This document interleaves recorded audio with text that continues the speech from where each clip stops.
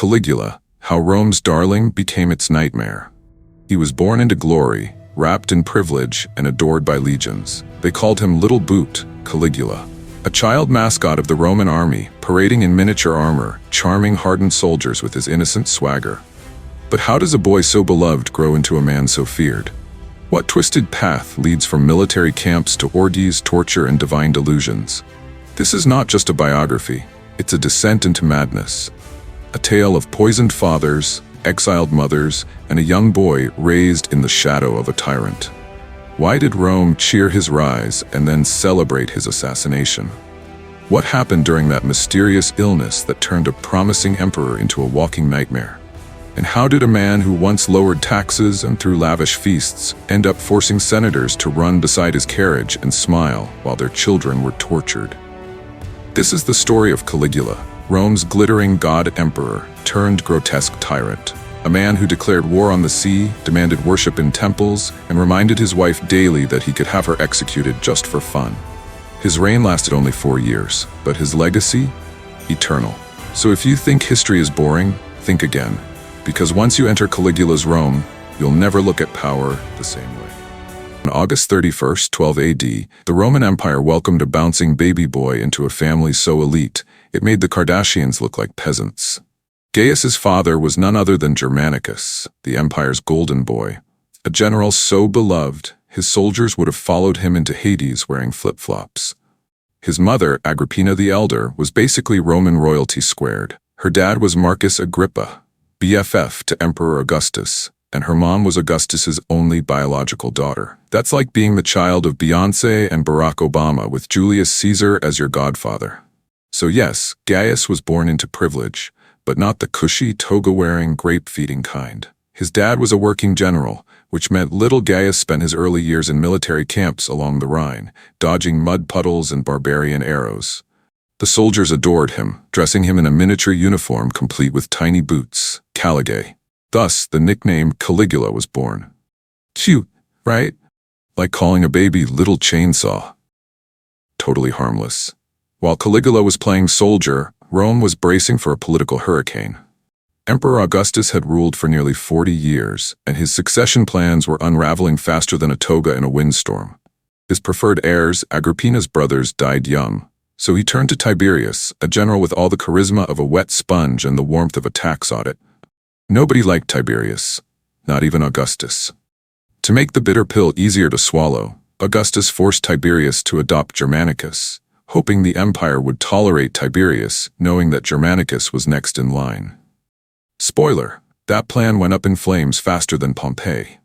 Augustus died in 14 AD, and Tiberius wasted no time turning into the villain of the century. He shipped Germanicus and his family off to Syria, where Germanicus mysteriously died in 19 AD. Agrippina was convinced Tiberius had poisoned her husband, and she wasn't about to let it slide. She demanded justice. Tiberius responded like any rational dictator. He exiled her to a remote island, forbade her from remarrying, and imprisoned her sons. One son committed suicide, the other starved to death. Caligula, now orphaned and brotherless, was left clinging to his sisters and his sanity, though the latter was already slipping. Rumors swirled that he was a little too close to his sister Julia Drusilla. Like ancient tabloid scandal. Close. In 31 AD, Caligula was summoned to Tiberius's villa on Capri, a place that makes modern horror movies look tame. Tiberius had retreated there years earlier, ruling Rome from afar while indulging in what historians politely call debauchery. Think underage victims, cliffside executions, and public torture. Capri was less a vacation spot and more a real-life haunted house. Why did Tiberius bring Caligula there? Maybe he wanted to break him. Maybe he wanted a plaything. Either way, Caligula played it smart. He kept his mouth shut, bowed like a servant, and never showed emotion. Tiberius grew fond of him, fond enough to let him join in the orgies and torture sessions. That's right, Caligula didn't just survive Capri, he thrived. Tiberius reportedly said, "I am nursing a viper for the Roman people." That's like saying, "This kid's gonna be a problem," and then handing him the keys to the kingdom. Hold up. Before we charge into the next battle like a winged hussar at full gallop, let's make sure you're armed with the best history content on the internet. If you're enjoying this saga of sabers, strategy, and royal drama, go ahead and hit that subscribe button, follow our channel, and click the notification bell so you never miss another twist in the tale. Trust me, the next chapter is even more explosive, and you'll want front row seats. By the mid-30s AD, Tiberius named Caligula and his cousin Gemellus as joint heirs. But Caligula wasn't about to share. He claimed he used to sneak into Tiberius's bedroom at night, dagger in hand, ready to kill him, only to be stopped by the ghost of Augustus. Whether that's true or just Caligula's version of, "I almost did it, bro," we'll never know. What we do know is that Caligula was making moves. He forged an alliance with Naevius Sutorius Macro, the head of the Praetorian Guard. Because if you want to rule Rome, you need muscle. And Macro had plenty. On March 16, 37 AD, Tiberius died in his sleep. Or so the official story goes. Some say Caligula smothered him with a pillow. Others say Macro finished the job. Either way, Rome's tyrant was dead, and the viper was ready to strike. Caligula was 24 years old. Young, handsome, charismatic, and absolutely unhinged. The empire rejoiced at first. They thought they were getting a fresh start. What they got instead was a front-row seat to the most deranged reign in Roman history. So, did Caligula really smother Tiberius with a pillow? Maybe, maybe not. Ancient historians loved a juicy tale, and this one had all the trimmings: betrayal, revenge, and a soft, fluffy murder weapon. Whether it was Caligula, Macro, or just old age, the result was the same. Tiberius was dead, and Rome was ready to party like it was 99 BC. The people, having endured decades of Tiberian terror, demanded his corpse be dragged through the streets and tossed into the Tiber River, just like the victims of his treason trials. That's Roman poetic justice for you. You drown others, we drown you. While Rome was busy popping amphorae of wine and dancing in the streets, Caligula was executing his masterstroke. First, he had Gemellus, his co-heir and cousin, placed under house arrest. That poor kid would never see daylight again. Then, backed by the Praetorian Guard, who were basically the empire's heavily armed hype men, Caligula rode into Rome like a conquering hero. And the crowd? Oh, the crowd went wild. Imagine Beatlemania, but with more togas and fewer teeth. The son of Germanicus, the golden boy of the legions, was now emperor. At just 24, Caligula was handed the reins of the most powerful empire on earth. Rome didn't just accept him, they worshipped him. Now you might expect Caligula to immediately start marrying his horse and declaring war on Neptune. But hold your chariot. Caligula 1.0 was a dreamboat. He ended the treason trials, returned stolen property, lowered taxes, gave the army a raise, threw gladiator games and feasts like he was Oprah with a Colosseum. You get a lion, you get a lion. For the average Roman, this was paradise. After years of living under a paranoid despot, they finally had an emperor who wasn't actively trying to kill them. People dared to hope. Senators smiled, bread was plentiful, the circuses were lit. It was like Rome had swiped right on the perfect emperor. Then came October 37 AD.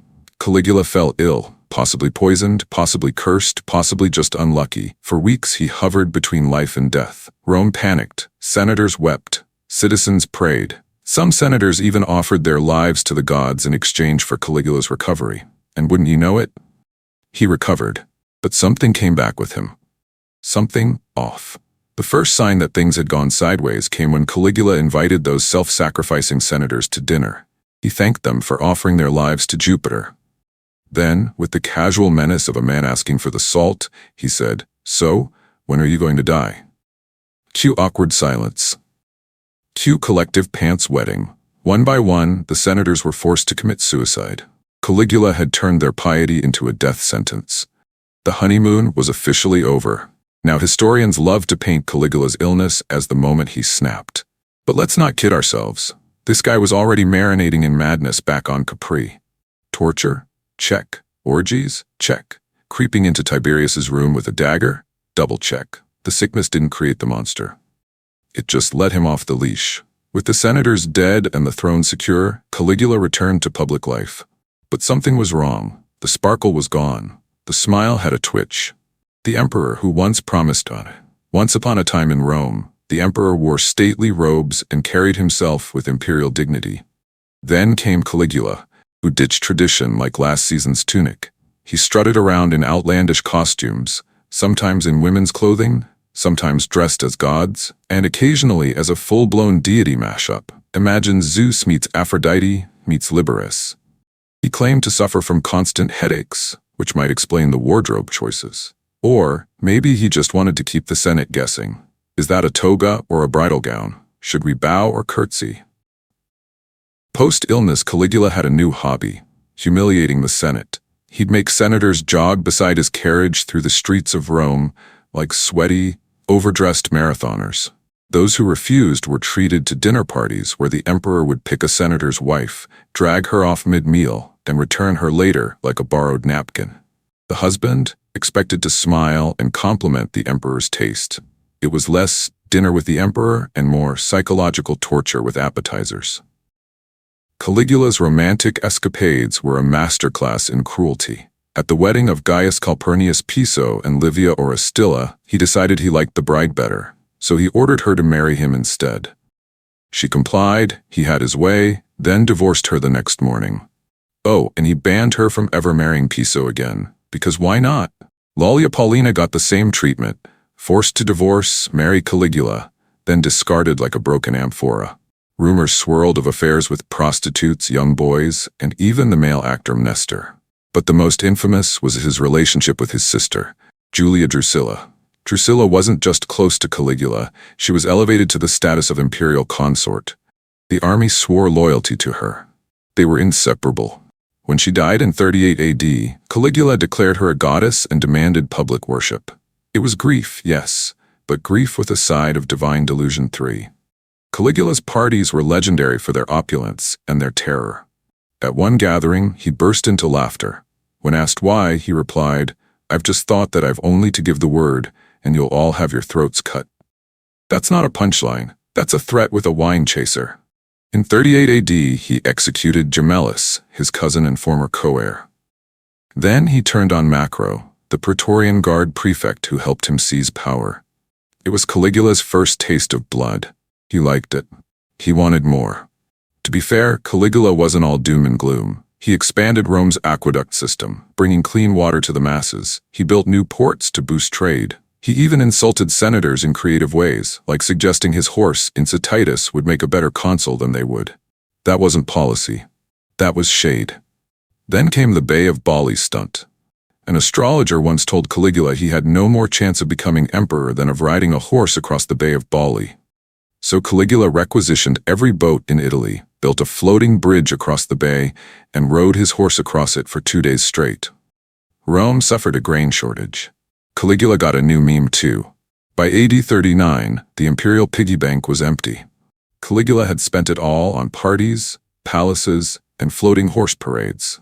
So he reinstated Tiberius's treason trials, but with extra cruelty.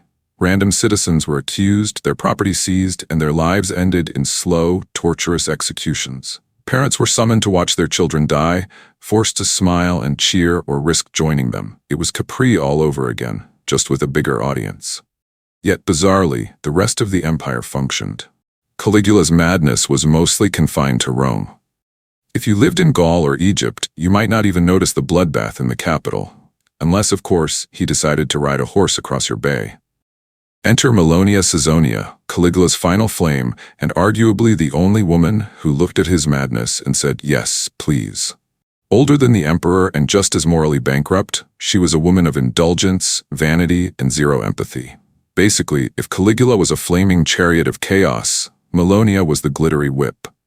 She bore him a daughter, whom he named Julia Drusilla, after his beloved sister, because of course he did.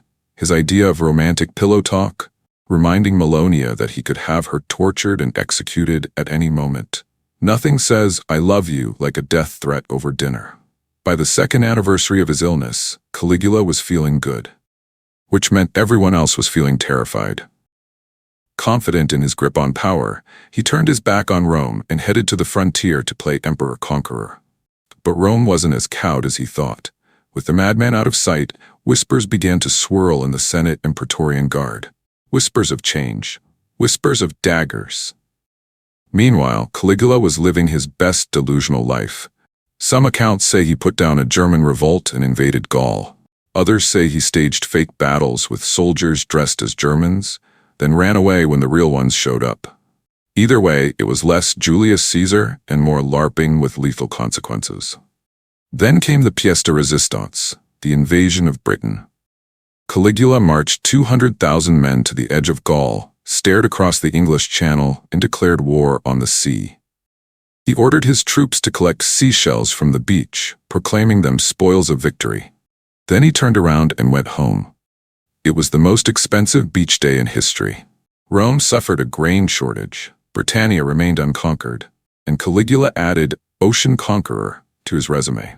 Back in Rome, the emperor's god complex was spiraling. He claimed to chat with Jupiter, demanded statues of himself in every temple, and nearly sparked a rebellion in Judea. Only Herod Agrippa's diplomatic finesse prevented civil war by convincing Caligula to exempt Jewish temples from his divine decor. But even this flicker of sanity couldn't save him. The knives were being sharpened. On a chilly winter day, Caligula emerged from the Palatine Games, unaware that his final act was about to begin. Led by Cassius Chaerea, a man Caligula had mocked for his voice and masculinity, a group of conspirators surrounded the emperor and stabbed him to death. Then, in true Roman efficiency, they marched to Melonia's house and killed her and baby Julia Drusilla. The tyrant's bloodline was snuffed out in a single afternoon. For a brief moment, Rome teetered on the edge of revolution. The Senate considered restoring the Republic. But the Praetorian Guard, ever loyal to the system if not the man, found Caligula's uncle Claudius hiding behind a curtain and declared him emperor. Claudius was old, awkward, and stammered like a broken lyre. But he was alive. And that was enough. Rome wasted no time purging Caligula's memory. Statues were smashed, names were chiseled off monuments. One tale, probably apocryphal, claims the army even hunted down and executed his horse. Incitatus, the almost consul, galloped into legend. So why does Caligula endure? Why is his name etched into the annals of infamy? Entertainment value. Even if half the stories are exaggerated, they're unforgettable. Historical warning. Caligula wasn't born a monster, he became one. Power didn't just corrupt, it transformed. Human nature. He reminds us that tyranny doesn't always wear a mask. Sometimes it smiles, throws parties, and promises peace before turning the empire into a torture chamber. In just 4 years, Caligula burned his name into history. Not as a builder, a thinker, or a warrior, but as a cautionary tale. A reminder that even the quiet ones can become gods in their own minds and devils in everyone else's. If you loved this deep dive into history's darkest corners, make sure to follow us, subscribe to Dark Crown Chronicles, and click that notification bell so you're the first to know when we drop more jaw-dropping, intrigue-packed stories from the past.